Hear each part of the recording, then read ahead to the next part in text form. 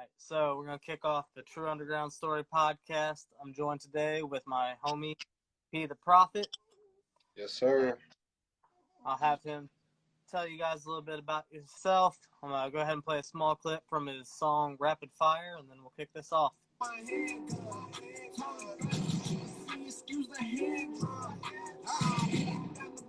There's six going on.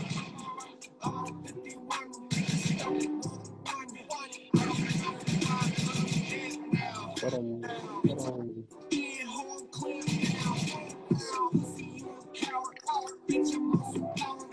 never take it for the sweet. All right, that was Rapid Fire by P the Prophet. P, why don't you tell everybody a little bit about yourself, where you're from, and all the good stuff. All right. Yeah, that was Rapid Fire by myself. I go by Peter Prophet. I'm from Dayton, Ohio, born and raised. I've been doing music well over a couple of decades, easily. As of right now, I'm just putting out shit to kind of go with the moves that I'm living life in, if that makes sense. Yeah, I feel that. How long would you say exactly you've been doing music now?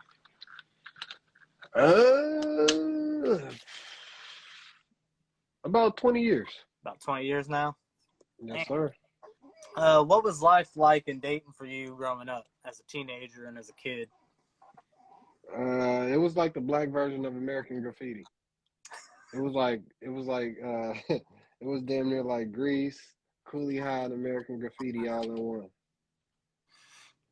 We didn't have social media or anything like that, so I was part of them kids that had to we had to go outside. You know, you couldn't get online and see what's going on or nothing like that. It's like you literally had to, like, even when we was little kids, we had to pull up on bike, find out where all the bikes and shit was, or go to where we know kids was hanging out, or like hell. By the time I got to high school, we still didn't have social media yet, so hell, it'd literally be like, all right, well, we all driving, so now it'd be where everybody's congregating, where everybody's cars is and stuff like that. So that's kind of how it was. It was really rich in music, fashion. Hell, I mean, basically just typical urban culture. Cause hell, I mean, you know, you got your people that we all love money. So you got people fixing their cars up to put rims on them, X, Y, Z. Then you got people that's impressed by music and all that. Then you gotta have people that make the music for people to be impressed by the music, and that's kind of where I started to come in. I feel that. What made you decide to want to pursue music? Like, what was that turning point for you where you said, yeah, I want to do this? Pursuing music or doing music? Let's go doing music. I just felt like, I mean, I know I could rap. I always knew I could rap. When I was younger, some of my peers, they used to ask me to kind of like ghostwrite for them and like talent shows and shit like that. And like, yeah, I never really thought seeing myself as a rapper or whatever. And then like, hell, my mom had bought me a computer, I think my sophomore year. And well, no, she got my freshman year, but I turned into a Napster bandit my freshman year. But sophomore year, I figured out I could record. So yeah, I started recording songs, which I never let nobody hear. I actually have that computer to this day sitting in the other room with my first songs ever on it. But basically, once I figured out that I could record, I just started recording a bunch of mixtape songs by myself. And then, once I felt like I was good enough, I started letting people hear them. When you started, did you start in the group GTC or did you go solo and then GTC became a thing after that? Well, see, the whole thing about it was, like when I first figured out I could record, I made all these songs. I basically locked myself in the house for about a year and a half. And I really didn't let nobody hear anything that I had done until like my senior year. And I wasn't confident on standing by myself yet. So I had a whole bunch of friends that wanted to rap too. So we'd be in my basement rapping on my little cheap ass studio setup or whatever. And it was a whole group of us. But that kind of fell by the wayside. Basically, like, you know, like any other thing, a bunch of egos. everybody wasn't working the same and XYZ. So it came to a point to where it was like, hell, it was just me and Slim from GTC that was making the most consistent songs. I ain't gonna say the best songs. I'm gonna say the best songs, but I ain't gonna say the best songs for everybody else's sake. But so we figured out that we was making bangers for real. And like at the time, Slim was the best rapper that I knew. Like, I mean, I knew rappers and stuff, whatever, but like this motherfucker, he could freestyle and all that shit, XYZ, and just like he could sing, and I knew I could utilize his ass. I know it sounds bad now, but I knew I could use him for something. So we just ended up starting to make a whole bunch of dope ass music or whatever. So that's where Jay Lee came into play, because we was sitting around with all these songs that me and him had did, because like the whole big group thing was dwindling down, and like I had still had a whole bunch of stuff by myself, because that's just how I worked anyway. Like I I'm always working on something, but we had all the songs, and Jay Lee like, man, this shit dope. What y'all doing with this? Y'all gonna put it out? Cause shit, compared to all the rest of these motherfuckers, this shit's dope. So he kind of put the business aspect of it as far as making GTC a thing. Like that's when we had to figure out, like, all right, well, what we gonna call ourselves? How many songs we gonna put on the tape? And da da da da da. And that was the beginning of my musical career for real. That was And back well, having to push the mixtapes and all that stuff out in the street, not yeah, we being was storefront streaming and trapping. stuff. Yeah. Yeah, big storefront trapping. Shit, we was. I would say honestly, the the time I seen the most money in music, like right then and there in my face. Like, all right, well, boom, I went out today. All right, boom, I made rent. Went out today, boom. All right, well, this was because at the time, like when we started putting out projects, well, not that first project, but probably like my third project. My wife now, she was struggling with cancer, so like that was a whole nother situation. So like I was looking at music as really like having a job, because I didn't have a steady job, but hell, the music was selling. Whoever pays the bills, man. Yeah, Um, drugs too. Now that too. Uh, so you're an accredited hip hop artist. You've won awards. You I'm care to talk decent. about that? Um, let's see. In 2009, we won the Ohio Hip Hop Awards for Best Group. We were nominated for Best Group in 2008, and I was pissed off because we didn't win it. So, yeah, we went pretty hard the next year and came back and won it. Our song was the soundtrack of the Hip Hop Awards that year. Yeah, we was damn near the guys to beat. Like it was a it was a crazy time. It was a crazy time. No, it was that year that you guys won. It was also the year MGK won Solo Artist of the Year. He might have won it the year before then too. Uh, well, I don't know. Like MGK was huge around that time. Yeah. Like just Ohio huge. Whereas like, I mean, it was starting to take place or whatever. But the thing with him was that hell, his following was all in high school. So when they graduated and went off to all these colleges, It you spread. don't know about that, and then they stayed down. He kept working. Yeah.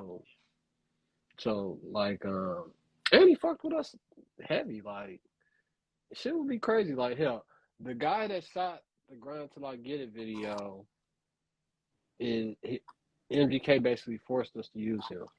Like we sitting in his basement. I think this might have been the year beforehand, and Grind Till I Get It was just starting to blow up. And he's like, bro, this fucking song is crazy. And he had some song called Wonderland or whatever. Dude had did that video, and he had showed it to us. He hadn't even put it out yet. He's like, bro, this shit dope. Da da da da da. And you know what I'm saying? He was believing like dude was like the next Leonardo da Vinci and shit. So he like, y'all gotta use him. Y'all gotta use him. So we linked up with him and we made it happen or whatever. And like that type of shit was just helping us kind of bridge the gap of getting cool with them. And hell, we was in pretty cool with them. And then shit, we got kind of lax and they took off. Um, what would some music that you grew up listening to when you were younger? Damn, man, that's a very vast question for a guy like me, because like it's not just hip hop. Like, I mean, hell, I can go as far back. Like, I remember singing Automobile and the NWA, like, you don't have to front on me, bitch. Like, I was young singing that shit. Not, I mean, I knew what it was, and I knew I wasn't supposed to be saying it or whatever. But I've always been like a part of the music. But hell, um, my parents used to wake us up in the morning to Z93 and shit. So like, I might fuck around and hear Cyndi Lauper waking me up in the morning or some shit like that. You know what I'm saying? Like, Just or whatever radio yeah, that day. you know, like I'm an '80s baby, so hell, I I might wake up in the morning and hear Billy Ocean, Caribbean Queen, or some Whitney Houston or some shit like that. But like as far as the hip hop, I mean, you can. It's a very vast amount of music for me. Like it's hard for me to like. I mean, any classic you can name, I've listened to, or you know what I'm saying. I got my Right. favorite songs from most artists. I got a favorite song from. I hate doing top fives or what's my favorite artist. Or I do kind of got a favorite artist, but at the same time, I don't. It's so much good shit that it'll be robbing the experience to try to say, well, just this. Right. What artist would you say kind of influenced your style of hip hop, or just Um, your style in general? Because you do try and go outside the box every once in a while. Initially, it was Jay-Z because that's the first ever beat that I had rapped over and recorded. I redid Takeover. So initially, it was Jay-Z, but when I was doing all that shit, like hell, it was nothing but the influences of the people whose songs I was redoing. Like hell, I might do a 50 Cent shit or 50 Cent beat or something like that, and I'm talking about some 50 Cent shit. I wasn't even about that shit then. Like, I didn't even have guns and all that shit then. You definitely do now. Yeah, yeah, it's to the teeth. If you had to describe your style or sound, how would you describe your music? Um, Because you have a kind of a vast array. Because your first album I ever heard by you before, because I had never heard GTC until meeting you, but the first album that you had released when we met, the Half Boot, is completely different than the singles that you've been releasing here lately. I think my style is like a bowling ball. Like you know how bowling ball paint is just like all meshed together and shit. Yeah, Cause it's so much that I can do. Like, and it's so many realms that I can do it in. Like I said, I'm a student of music, so there's so much music that's just in my head. So many melodies, shit that I don't even know like how I might come up with or how I use it. It just comes to me because of soaking so much of it up. So I think I don't. It's rough to try to pinpoint my style because okay, so first project we get to have Boo, and that's like real hip hop XYZ da da da da da. Da. You get some bars, a little bit of substance. Um, Dope ass project for mine, and I mean the term half boot. It comes from Dayton, so that's something specifically about Dayton. So that's what made that one special. Then I did the next one, which was Broken Scales, which it had a meaning in itself. Like the term Broken Scales was more or less like um, you can't just measure me to a half boot. You know what I'm saying? Like shit, because this shit gets heavier. Like because the half boot is only 3.5 grams or whatever. That's why I put 8 songs on it because it's an eighth. You know, it's a whole bunch of shit that go into it. But at the same time, you know what I'm saying? If you don't really talk about it or get these opportunities to talk about it, people won't even understand or think about that type of shit. But the Broken Scales, it was more or less just me to showcase I can make songs like right. and bigger songs, catchier songs and shit like that. So you get songs that are a little bit more upbeat. You get the okay stuff. You get songs like Body or whatever, where it's just like, all right, well, damn, this shit's going kind of crazy. We're gonna play a quick game here called This or That. I'll present two options to you, and you'll pick an option. Who was the better lyrical rapper, Pac or Biggie? Biggie, but Biggie? Pac was better. Pac was better. Biggie's the better lyrical. I mean, when you think about music, like when I think about music, it's like I was riding in the car talking to my wife about this shit the other day, just like as far as the music wasn't even on, but I was rapping the lyrics from Brenda Got a Baby, and that's just like, damn, this is crazy. This motherfucker really made a song like this to where it's like you don't find a lot of this, but it's like real deal soulful. It's real deal soul music. Like in Biggie's case, he has certain shit like that where it's like, you know what I'm saying, you might get a Sky's the Limit or shit. I can't even think of what else he did that's like that type of positive. But that's the thing about it. Like in Biggie's case, he's way more lyrical than what Pac was. But hell, sometimes Pac might be saying some shit to where it's like the lyricism behind it is so much more than just the words.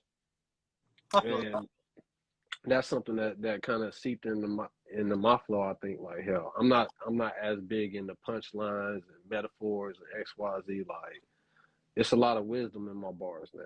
So it's just like, sir, my dude Nut, he always tell me, and I told you about Nut before, but he always tell me like, bro, you need to do this type of shit to where you can start having conversations about your verses or the things that you talk about, the things that you say. He like, bro, I've heard you say bars to where it's like 2 bars deserve a 2-hour conversation type shit. And he's not wrong. You know what I'm saying? But yeah, that's kind of off. We still doing the this or that. But yeah, Biggie's the better lyricist. Pac is just better. But go ahead. Joyner Lucas or Kevin Gates? I don't listen to a bunch of Joyner Lucas. Even though I'm a lyrical rapper, Joyner can be like overkill. He's like a black Eminem to me. I feel that. But he's a fucking monster. I don't want that to ever be misconfused or anything. Like he's a fucking monster. I honestly don't listen to a bunch of Kevin Gates like that anymore. Like when he first came out, that shit was hard as fuck to me. Oh yeah. I haven't really been tapped in as much. He's on a whole spiritual quest, man. It's cool. I mean, even outside of that though, like even before Isla and all that shit came out, like I think I fucked with like whatever Arm & Hammer was on. That was probably the last shit before he got like big. Okay. I'm like that though. It was like that with Kodak. I didn't really fuck with Kodak since Project Baby or the shit that was after that. Jay-Z or Nas? Oh man, it's Hov all day, man. I mean, granted, like Nas is lyrically a monster, but like I said, I started my first rap ever off some Jay-Z shit. Like, in Jay's case, where I see some of him still in my flow is to where it's just like he says things a way to where nobody else can say it, or it's like, well, damn, he didn't really say much, or did he? Makes you think. Yeah, and I go through that a lot when I rap with motherfuckers that's lyrical in it.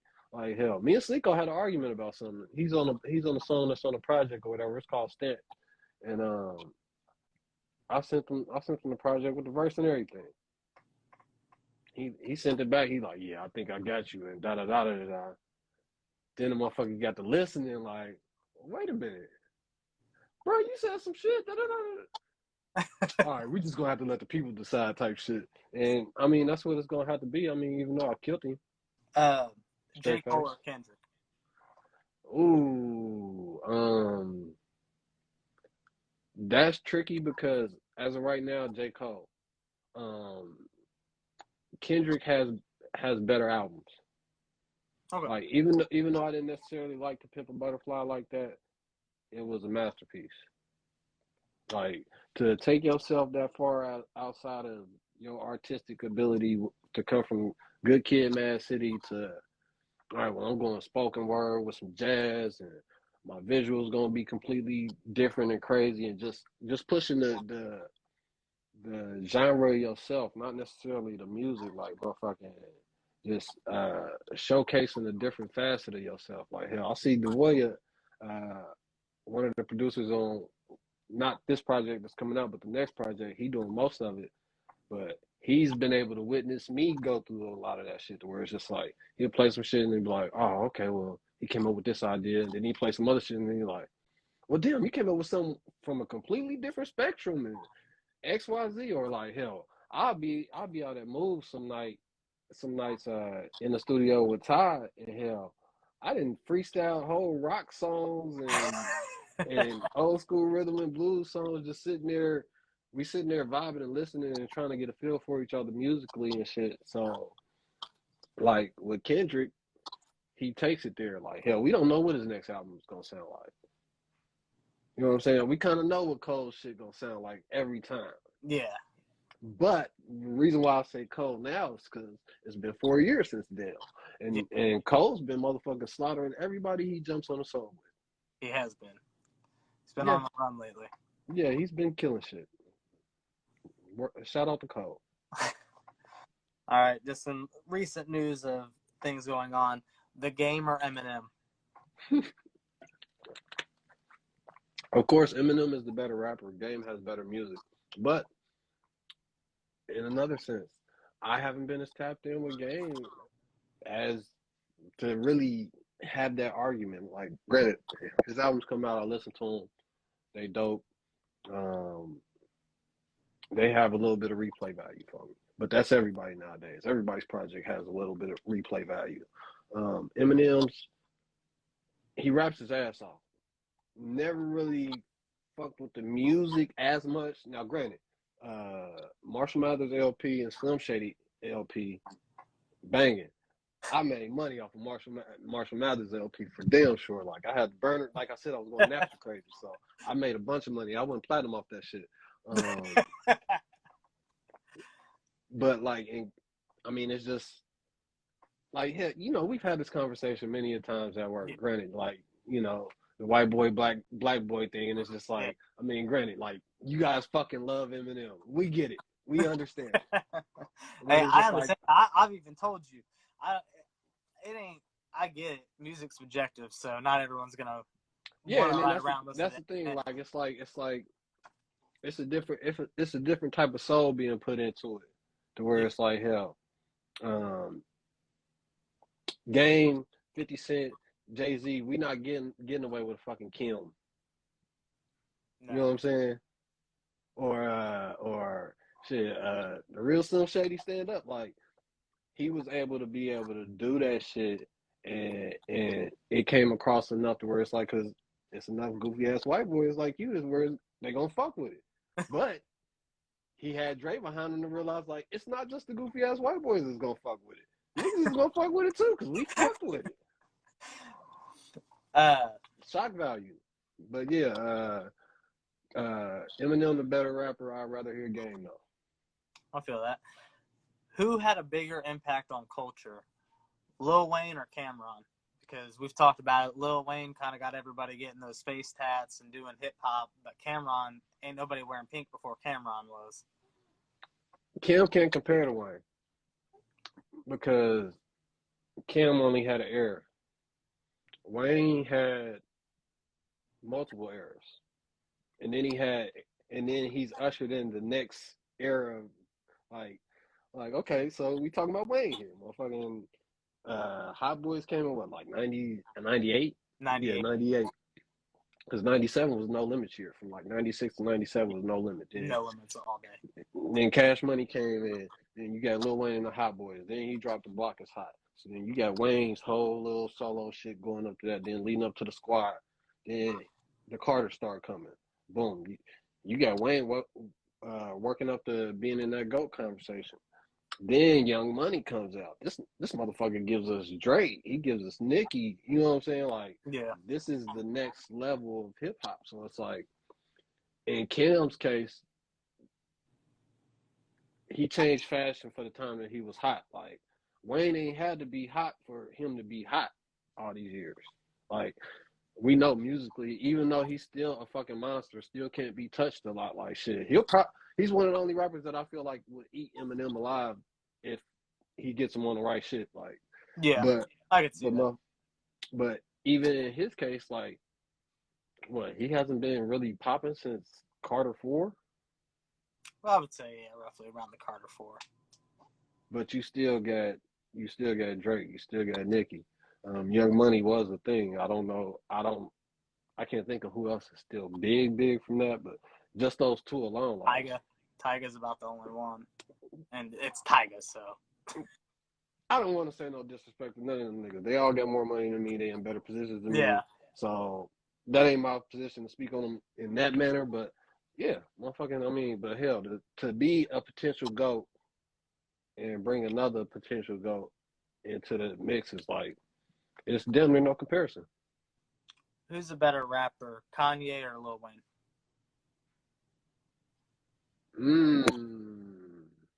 I mean, Lil Wayne's the better rapper. I'd rather hear Kanye though. Like, that's one of the things that I say about the shit that actually goes in your lyrics. Wayne can word wise rap better, flow wise rap better. Kanye is gonna say some shit to where it's like you universally get it, and he's gonna say it in such a way to where it's like, damn, even a dummy can catch on to that. He might even fuck up in the bar. and it's just like it hits so much harder because of where it comes from. I think in Wayne's case, a lot of the time he does what Eminem does. Like, I'm just trying to be as dope as I can with this shit versus the actual feeling of something. Like, I feel like Kanye kind of redefined soul music for us, for our genre, or our age group rather. I got two more left here. Who would you sign with, Suge Knight or Birdman?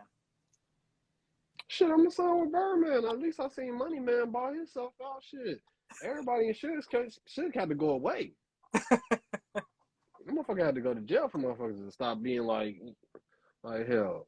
In Birdman's case, yeah, he might not be paying motherfuckers, but you don't really see nobody broke that's actually putting out shit that's prosperous. Yeah. And like hell, case in point, the Money Man dude. He was an independent artist. He signed the Cash Money thinking that it was gonna be what it was, and it wasn't. He bought himself out of the deal. Now he independent again. Yeah. Everybody don't get to do that, but who you seen do that with Suge? This motherfucker had to get life for Snoop to buy that motherfucker back. The last one, better label, Cash Money or No Limits? Who had the better run in the night? Early time out, like album wise. I would say easily No Limit. They had an album coming out every week. There's so much No Limit shit that you can go through that I didn't forget about. I do it from time to time. Like, I'll go and listen to a Cain and Abel, a Skullduggery, Mr. Serv-On, XY. Like, these are people that are completely forgotten. Like Mr. Magic, shit like that. Like, hell, when I loaded up that old computer and went through some of my old playlists, I'm like, damn, how did I forget about this song? Songs you haven't listened to in 20 years. You know what I'm saying? So, No Limit easily had that. But it's like when Cash Money did come, it was like, because the world only caught on with the Juvenile shit. So then you still had the shit that was out before then. You had the first Hot Boys album. You had BG shit. You had the big timers. Like, when we started getting hit to Colors, Monte Carlos, and Rigos and all that shit like that, like No Limit had started to get so big to where some of the shit was starting to get cheesy. I actually do have one more. Black Star or De La Soul? Damn. Yeah, that's too high above my pay grade. That's too rappy for me. I don't have a I can't choose from. Like, I mean, I've heard a bunch of that shit, but in De La Soul's case, like, I wasn't an avid enough fan to be like, well, I can tell you for sure and da da da da. So I'm not about to sit and cap on that shit. Like, I'm old, but I'm not that old. Black Star, I'm familiar with some of that shit, but not a lot of it. Like that, those those wasn't one of my things to. They just didn't hook me. They didn't grab me for real. I feel that. What has probably been your most favorite song to work on to date? My favorite song to work on to date.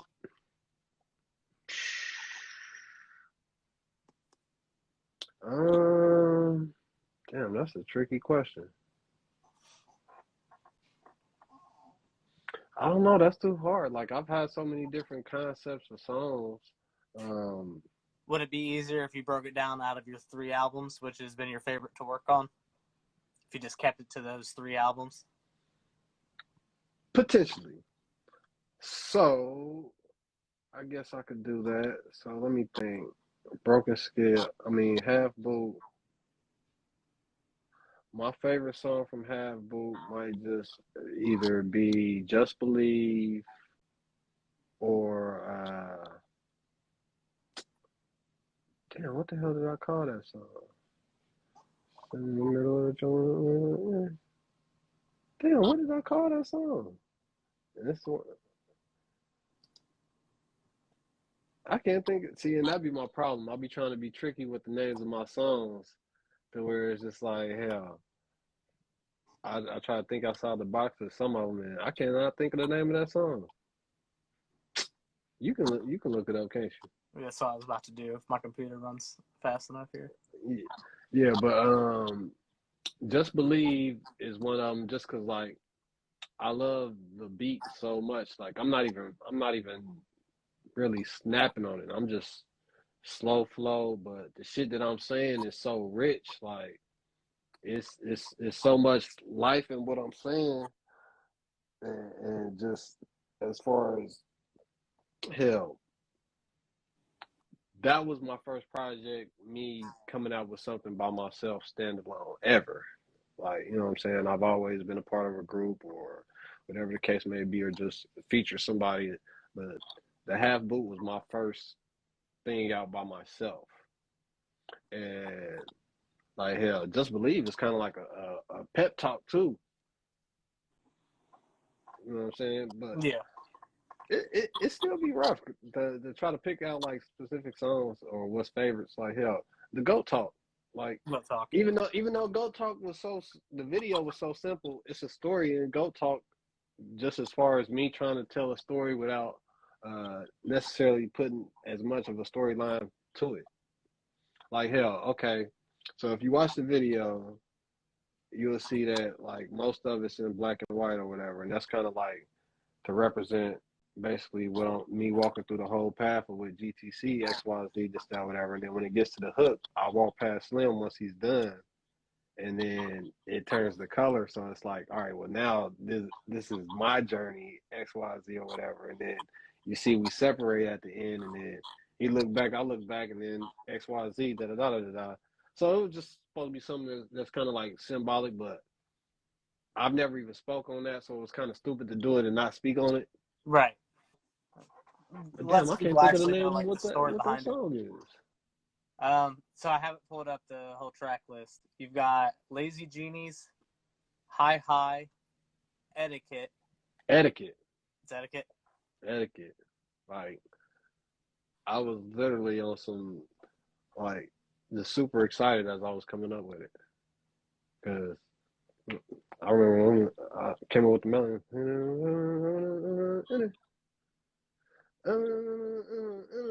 and then like the next time I came through with all the words, and it was like, oh shit, this shit is dope as fuck. I am on a roll right now. So that's probably one of the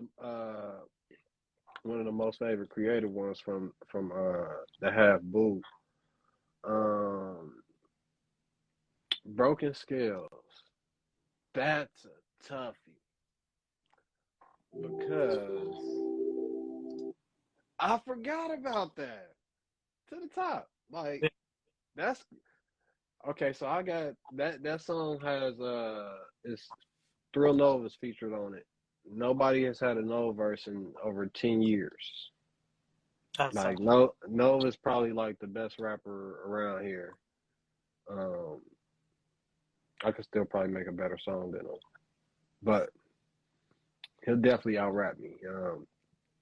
He rapped his ass off on to the top, but that's the thing. Like me and him with our relationship, he understands the type of flaw that I have, and he when I sent it to him, bro, you saying some shit. Watch what I come with.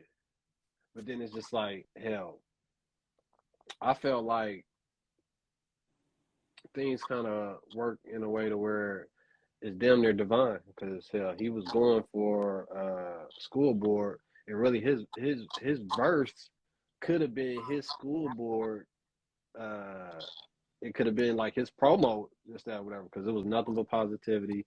He spoke to nothing but what he was trying to do with the youth, and basically how he wants to be seen in the world, how he want to see the world, and that was like crazy. I didn't even realize that it would have somewhat of the impact that it did. Cause like, all my music people was just like, bro, you got a verse from Nove. So Nove got kind of mad because like everybody wanted a verse from Nove after that. It's just like, yeah, but I'm not gonna do that. So he's gonna be governor one day. So that's gonna be one thing, or president or whatever. So that's one thing that I'm like, yeah, I got him on the track. So I be having favorites and shit to where it's just for different reasons, being off what and who I'm connected to, the feeling in the songs, how they come across. Um, hell, the broken scale shit, like it's it's so much. Like hell, the blues. When I came up with the blues, Blues is fire. yeah, the blues is crazy. Like I just knew that I would have to put Slim on that shit just cause like the idea that I wanted to do like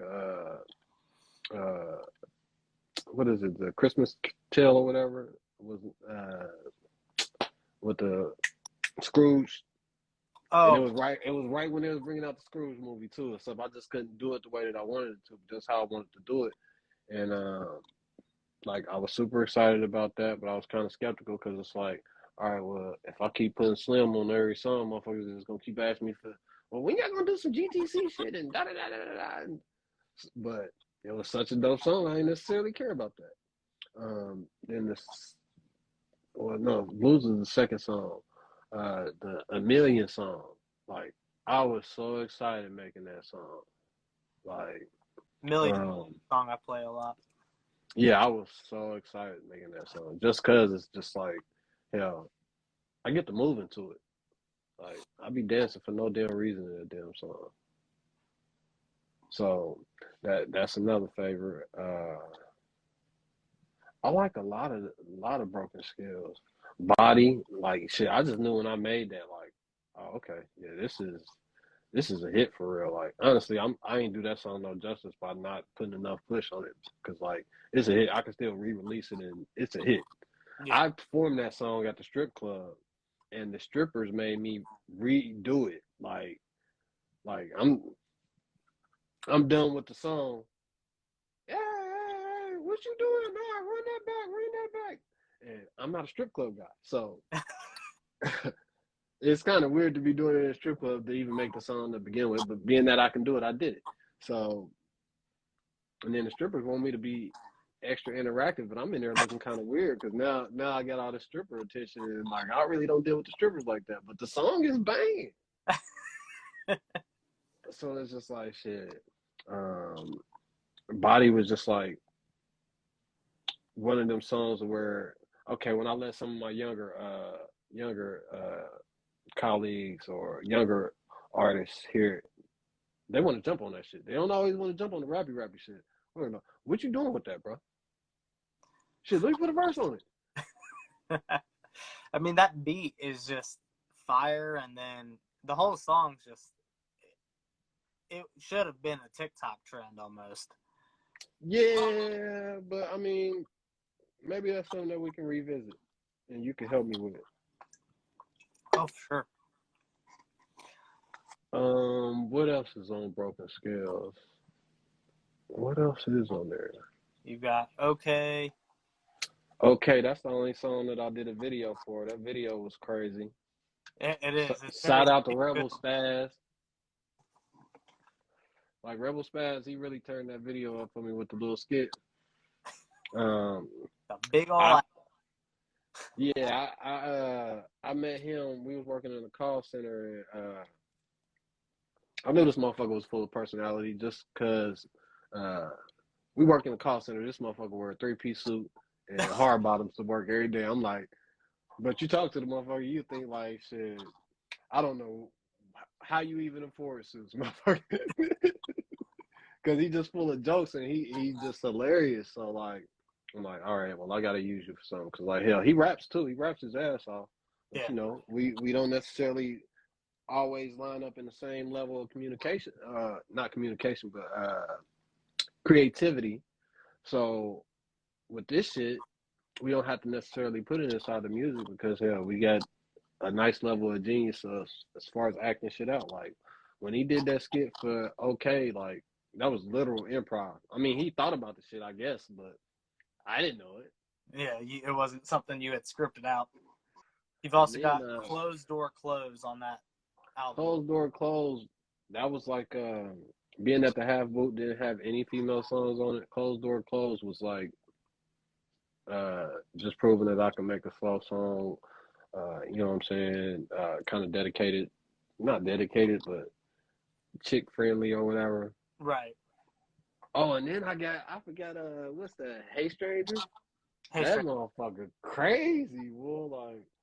Like I know when I got something when Slim, my old partner, when he texts me and be like, bruh, this shit banging because that nigga don't like nothing.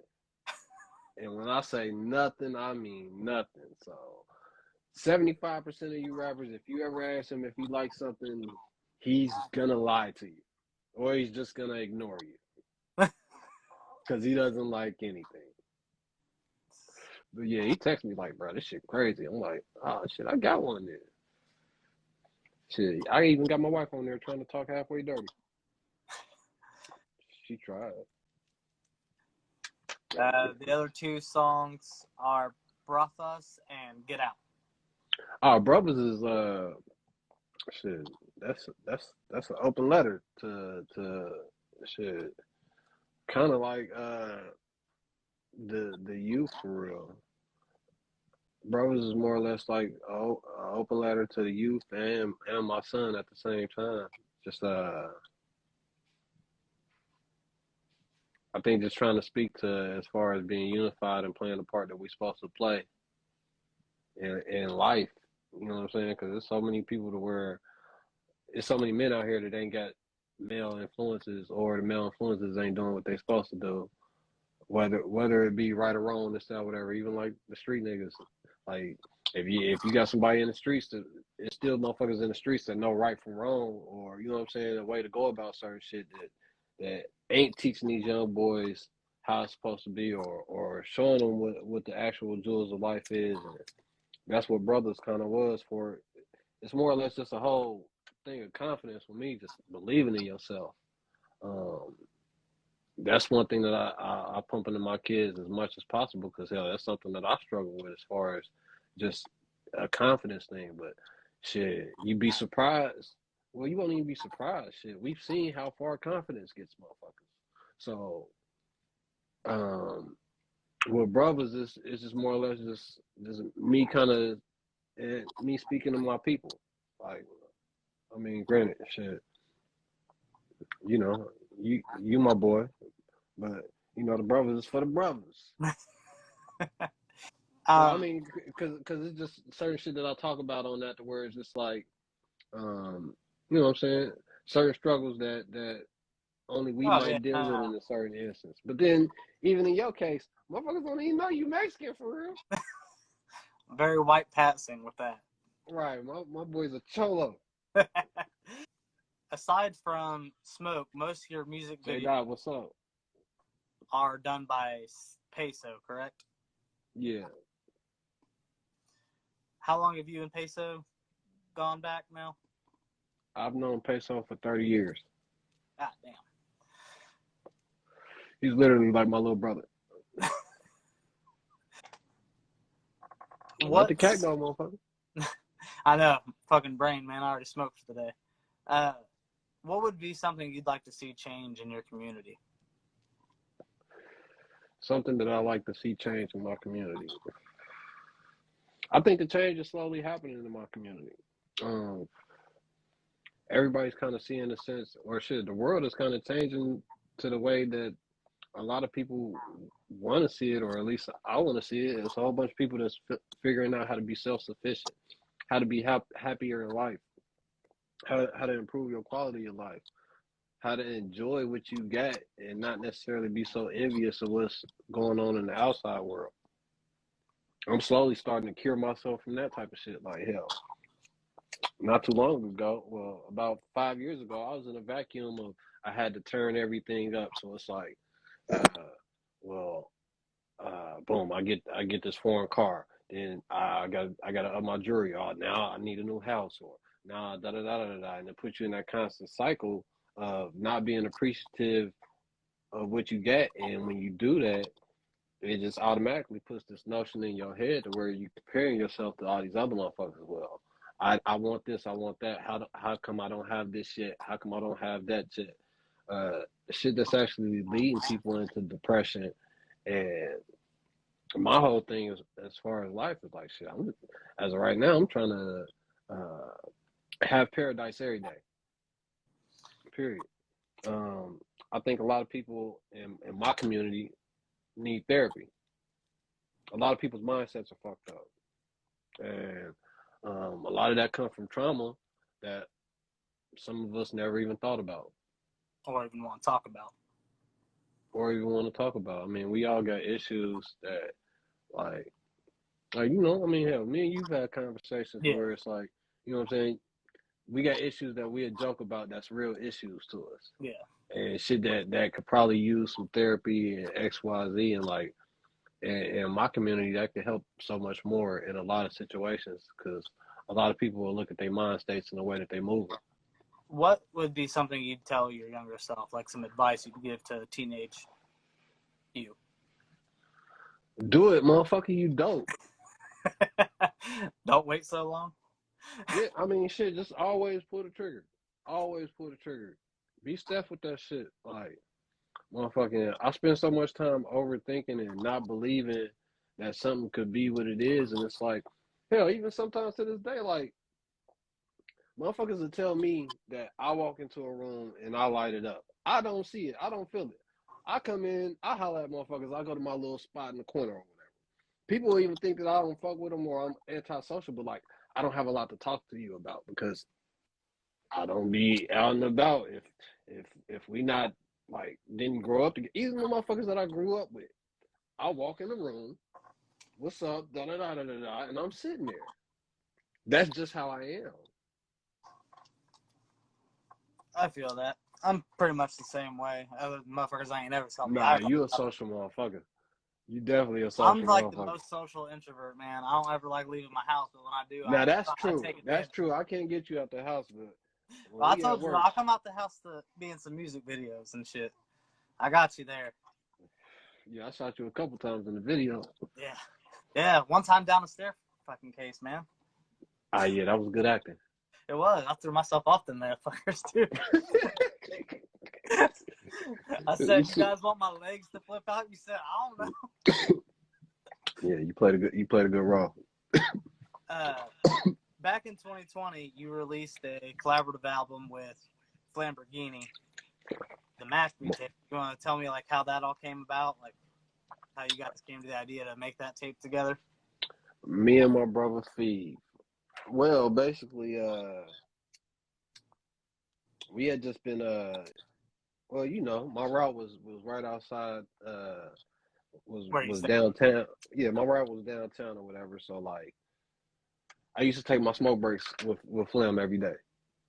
So, you know, we sitting there talking every day. He play me some shit, I play him some shit. Of course he's playing way more shit than I am because he makes his own beats and he really be tapped in, like so He be working. he just keep playing me shit. Then he started getting better with the beats, so he started playing me some beats, and he like, shit, for real, we might as well go ahead and knock out a project. I'm like, yeah, all right, da-da-da, we could do that. and I didn't think it was necessarily gonna happen as fast as it did, but COVID shit had got real. I think Coolin was the first song that we did. He played it for me at his house, and he sent it to me. And he sent it to me, and I sent it right back to him. And he go, "Oh yeah, we on to something." And then motherfucking we got that done in like 10 days. Just sending songs back and forth in the quarantine. So that's why we don't have any videos or anything Yeah, like that. it's all done during But quarantine. that project is like fucking nuts for real. Oh, Like, just it gets plays weekly in my van. Like, oh yeah, shit. Bud Roll, we still might even just need to do a video to that because it's just that dope. it is. What's the other one? Just Another Buzz song. Oh, with the D Eric nigga on it. Oh my god, that shit's a fucking hit. All About Drugs. Like the And, whole and album it, about it. yeah.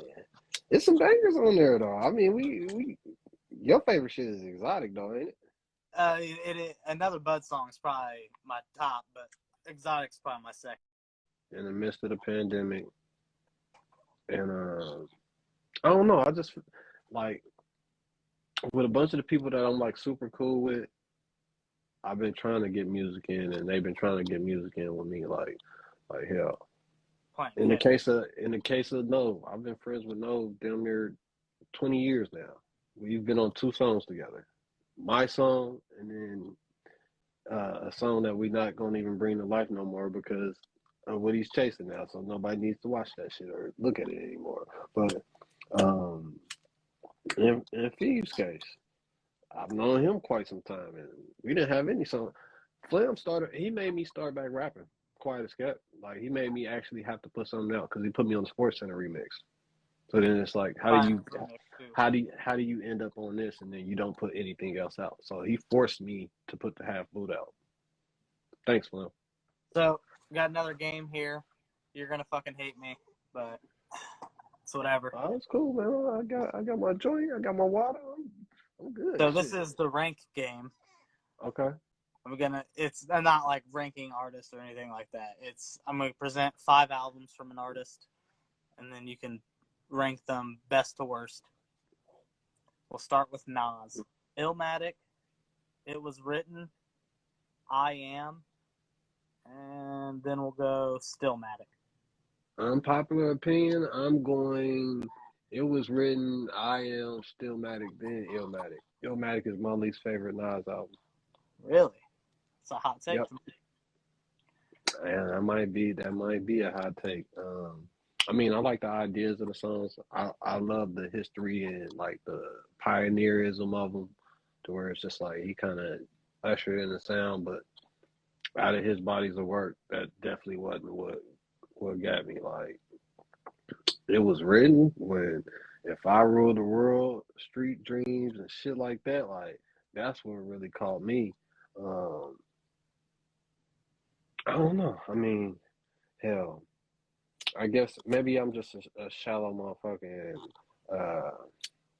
maybe Illmatic was a little bit too hip hop for me at the time. Like One Love, New York State of Mind, all that shit like that. I knew it, I listened to it, but it wasn't like my shit to jam to. Granted, I might rap to some of that shit now, or rap in that essence now, but Right. Back then, that's not what it was like. yeah. I got Eminem pulled up here. I'm not going to do 5 with him. I'm only going to don't do 5. No, I'm going to do 3. I'm going to do the Slim Shady LP, the Marshall Mathers LP, and Kamikaze. Marshall Mathers, Slim Shady, then Kamikaze. I only did those 3 because those are the 3 that I've ever heard you talk about. You know. Like anytime we bring up Eminem, you're like, I liked Kamikaze. I listened to the Eminem show. By that time, I was over Eminem, but I mean, shit, he had a couple of hit major songs on that motherfucker. But yeah, the Kamikaze, it was just because he had came back and the shit he was rapping, but it wasn't like crazy Yeah. bullshit. And you know, he had the shit with MGK going on, so he had something to prove. So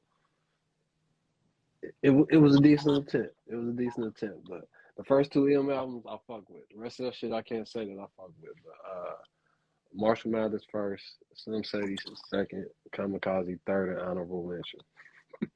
All right. Lil Wayne. We'll do The Block is Hot, 500 Degrees, The Carter 2, and The Carter 3. I'm gonna go the Carter 2, number 1, Carter 3, number 2. Well, no. I'm gonna go Carter 2, number 1, even though it got too many songs on it. Probably Carter 1, number 2, Block is Hot, number 3, 500 Degrees, number 4, and Carter 3, number 5. Because Carter 3, I mean, it's banging, but Carter 3 is just like one of those beautifully business put together albums. Like, being that they did a million a week, like, Wayne was on fire. He put together a playlist that just, yeah, this shit goes. But it's not really the best album. Like, that's the thing that fucked Wayne up. He don't have a classic. I shouldn't be talking like this really. Like, I might have to talk to this nigga one day. Type shit. Fuck it, like, the closest he got was the Carter 2. It just had too many songs on it. But it was a long album. Yeah, that's where I will rank that, though. Carter 2, 1. Carter 1, 2. The Block is Hot, 500 Degrees, then Carter 3. All right. Moving on to Jay-Z. We'll do debut album, Reasonable Doubt, In My Lifetime, Hard Knock Life, The Blueprint, and American Gangster. Damn. I'll say Reasonable Doubt, 1, Blueprint, 2. I'm sorry you don't have a Black album. Here, do Black album instead of American Gangster. Whoa. See, you got it fucked up. You must not be a fan. I don't know what you own, but you got it fucked up. You must not be a fan. You don't do that. I like the Black album. I was just trying not to name it. No, I mean, I'm just saying, like, granted, I mean, so we talking Jay, and you still got In My Lifetime in there. I mean, granted, I got hit to Jay for real on In My Lifetime. I was hit to Reasonable Doubt, but I really started listening around In My Lifetime. But I say Reasonable Doubt, number 1.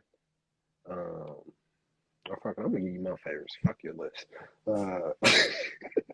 Reasonable Doubt, number 1. Blueprint, number 2. Black Album, number 3. American Gangster, number 4. Volume 2 was monstrous, but it's not really one of my favorites. Let's see. We'll keep Volume 2. I'll stay with that. All right.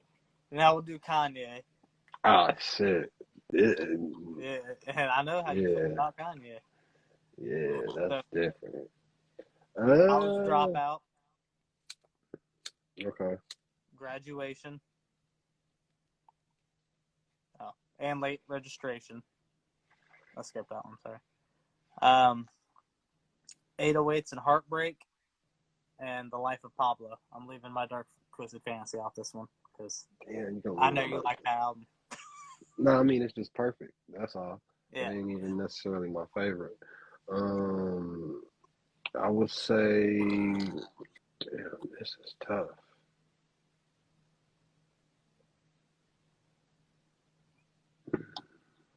Fuck. Graduation, number 1. Late Registration, number 2. 808s and Heartbreaks, number 3. What else you got? Dropout and Life of Pablo. Oh, no. College Dropout, number 3. No, 808s. 808s, because my favorite song ever is on 808s. Is it your favorite RoboCop or Streetlights? Streetlights, that's my shit. Like, I was going through some shit in life, and like that's what I be saying about music. Like sometimes you get certain shit to where it's like Certain it's songwriting. tied in. Like artists like Drake and Kendrick and shit like that, they're dealing with this type of shit. Like you made the music of a generation, but now they're waiting for you to recreate the feeling that they had when they first fell in love with you. But it's like what they were going through in life and what they were experiencing was so different. They want you to recreate that for them. And you can't do that because you're not in that space. You're not them. You know what I'm saying? It's like you can't recreate a feeling for a motherfucker that they're searching for. Yeah, So, so College Dropout for Life of Pablo 5. I like all of Ye's albums though. It's yeah. not one that I don't like. I even like Yeezus now. Oh, really? You came around to use this? Yeah, I like it. It's banging.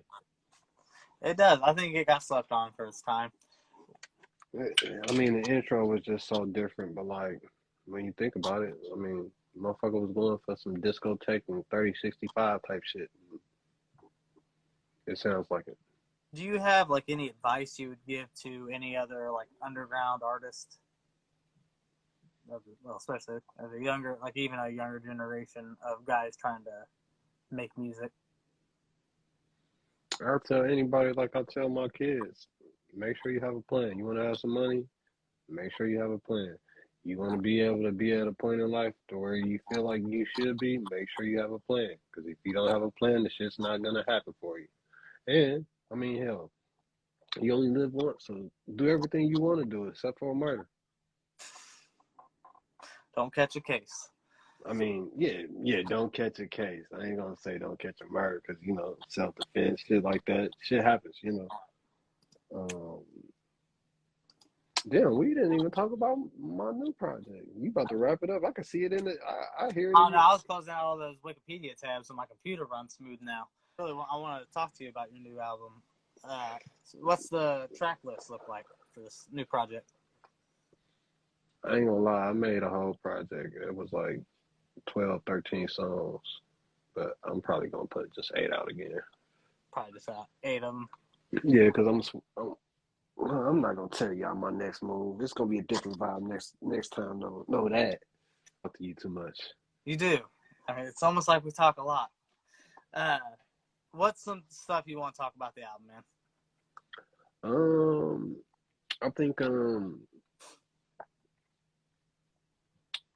I had a conversation with somebody about basically like the attitude of the music, asking me about like how much aggression was in it, and it's like some of the things that I'm saying, X, Y, Z, or I think just some of the energy from it, like how you asked me about brothers and how I was talking about unity and X, Y, Z and this whatever, but in this situation, like with to the teeth, hell, I'm not gonna lie. In the pandemic, I had nothing to do, so I picked up an affinity for guns. I've always had guns, but I picked up an affinity for guns. So hell, Damn near an armory, man. it of in the midst of being locked down in quarantine, all I can really do is go to the gun store and go to work. Like, and shit, I work with you, so you know how it was. Like, shit, we was doing good money at the time, so Yeah. we weren't able to do shit with the money. So I'm in the gun store, So what am and I buying me today? yeah, and I hit a creative patch. So at the time, like that's how Match Me came about. Like I was smoking a whole bunch of different weed and X Y Z, and then it's like I was getting into the guns, but I wasn't at the point to where I am now, or to where it's just like shit can get ridiculous now, man. Like uh, people going to the gun store and they budget don't be what my budget would be, or they don't had enough like they know me at the gun store like they know me at the drugstore. Where everybody knows your name. Type shit. Cheers. Some cheers type shit, huh?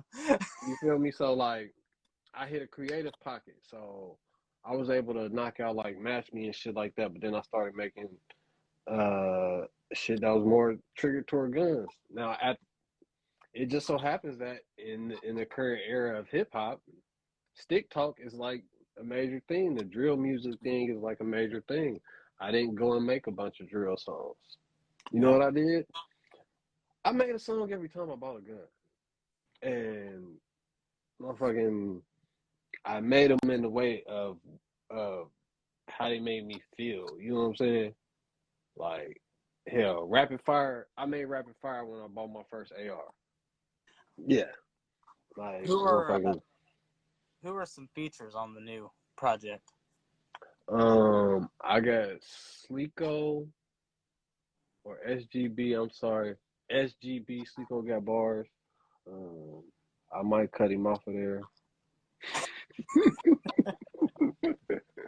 He sucks.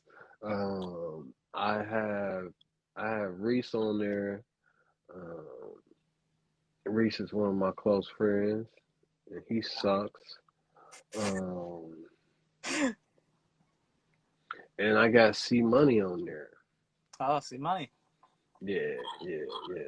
C Money, he came and blessed me with a hot ass verse on some little stick talk shit. But that's one thing about the project. Like it's a little aggressive, but my main thing is more or less with the guns is just all for defensive purposes and hobbies and shit for real. Like hell, I'm a collector at this point. I got too many guns to say it's just like, all right, with it. This is for that. No, I'm actually into this shit, but I'm going and getting proficient with shooting these guns. Um, it was a video that was out maybe a couple weeks ago. A little girl shot her brother in the back of the head and killed herself because she probably didn't really know nothing about no guns. She's sitting there Right. playing, thinking that something is something. Meanwhile, I taught my kids about guns to where it's like, hell, my kids got a couple guns apiece now, but they're not gonna be pulling guns out around their friends or you know what I'm Right. saying. It's just You, certain shit like hell. My son was telling me last night. I was on the phone with my homie talking about a little cheap gun XYZ, and my son heard it and chimed in like, you know exactly what gun I was talking about. He was like, my friend just showed me one last night. I'm like, last night? He was like, we was on FaceTime. I'm like, okay, well that's different. You know what I'm saying? Because like hell, your guns are in the safe. You know not to show yeah. nobody anything or even play like that. But like it's a big difference between what you actually teaching.